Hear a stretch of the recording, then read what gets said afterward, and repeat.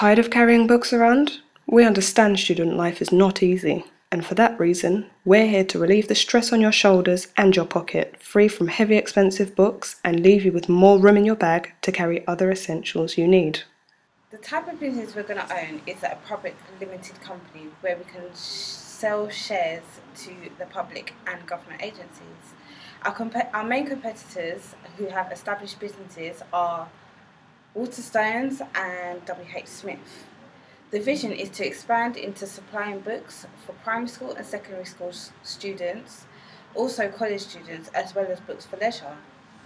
The goal is to break even within the first 2 to 3 months of trading and start to buy brand new books within the first 6 months of trading. During our primary research, we handed out 100 questionnaires to the general public on and around Holloway Road. After the analysis of our data, here are a few key results. The questionnaire contained a small paragraph that explained our business concept. We then asked, after reading the paragraph, how interested are you in our business? The following graph portrays the responses. Another question was, do you buy the core books for your study? This graph shows the results.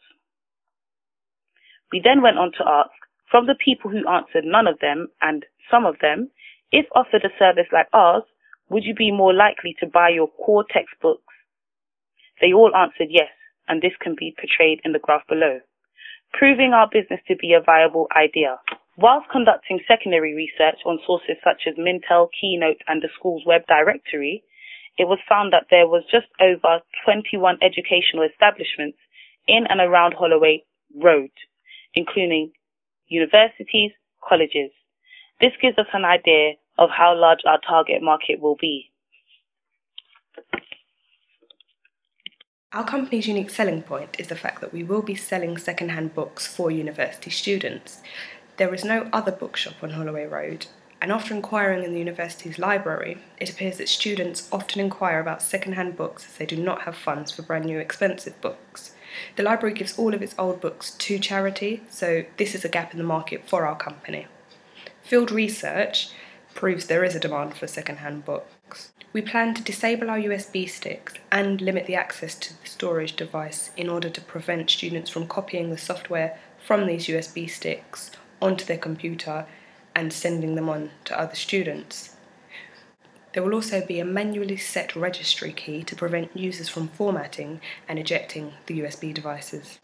The target market for our company is university students, especially ones attending London Metropolitan, as the property that we are hoping to invest in is situated right between 3 of their main buildings. Students are well known for their economic hardship while studying, and our company aims to supply their demand of cheaper books. Another way that we are appealing to our target market is through the name of our company. We've decided to name it Books to the Future. This name not only symbolises what our company is about, it also pays reference to a popular film that a lot of current university students will have known about growing up. So we are hoping that this helps the students to identify with our company. As you can see from the SWOT report on screen, the major strengths of our business is the fact that there is no local competition, we do offer a trade-in book service, the USB books, and a relaxing, welcoming environment. Some of the weaknesses that our company may experience is the fact that we do not have any exclusive distribution rights. We do have a weak online presence. The summer breaks for students could see a drop in sales, and students only have 1 core book per subject, so once everyone does have their needed book, then there could also be a possible drop in sales. When it comes to our opportunities, we have opportunities to expand our target market to primary and secondary schools. Also college students, we can target other universities and boroughs. We also are looking at the possibility of starting up a mobile bookshop in which we would have vans travelling to other boroughs in order to sell these books. And also we are hoping to include leisure books in our range. Some of the threats that our company faces is the e-book readers, such as Kindles. Also larger bookstores such as Waterstones opening closely or offering a similar service to ours, and also a rise in university fees. There's been a major drop in students since the fees have gone up. This could affect our sales also. Hi there, It's extremely vital that every business operates within its business restrictions, and for that reason, we have obtained the necessary documents that we need to operate safely within our business. As we'll be serving hot and cold drinks on our premises, we need to obtain the A1 license that allows us to do so.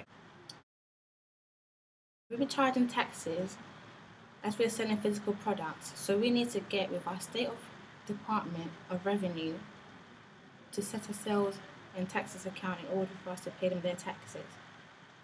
In order to operate safely, we have looked at all the legal aspects we need to operate by, and for that reason, we'll be obtaining insurances such as the health insurance and property insurance, as well as the liability insurance to protect our customers as well as our business. We have here the projected cash flow for the first and second year, and a realistic, optimistic and a pessimistic scenario, as well as the profit and loss for each of those.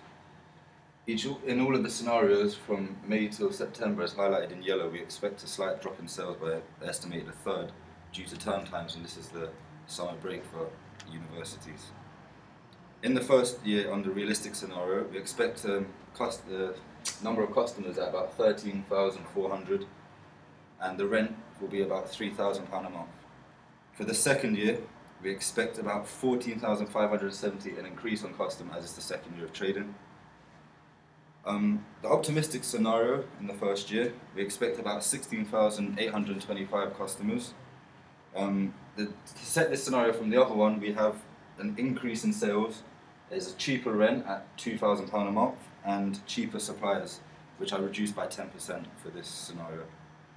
In year two, we expect a custom of about 17,945 people. And for the pessimistic first year, the costs have actually increased by 10%, opposite to the optimistic scenario. The rent is 4,000, double that of the optimistic, and the amount of customers we expect is about 7,375 people for the whole year, and that's within the first year. The second year, we expected to even further decrease on sales, which I put at 6,540.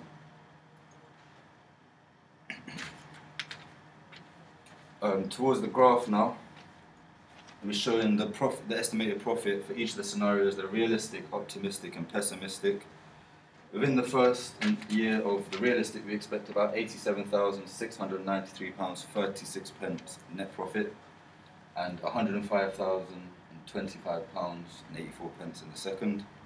Optimistic, £184,643 in the first year, and about £179,292 in the second. The pessimistic, now we're actually making a loss of £24,930 and £54,198 loss in both. We don't really expect this to be the case or a very likely outcome due to such a high demand of books and the core books needed for subjects which students would buy and they would have no choice but to. Based on the realistic scenario, the first month's startup cost for us to get our business up and running, we've estimated we need around £15,000 to get everything going. We already have £10,000 in savings, so we would need from the investor at least £5,000. This would be given about 5% of our business share. If we was willing to invest even more, we'd be more than happy, because this can just aid our expansion, maybe allow us into getting into vans to maximise time and potential customers, and to be even more successful. Thank you.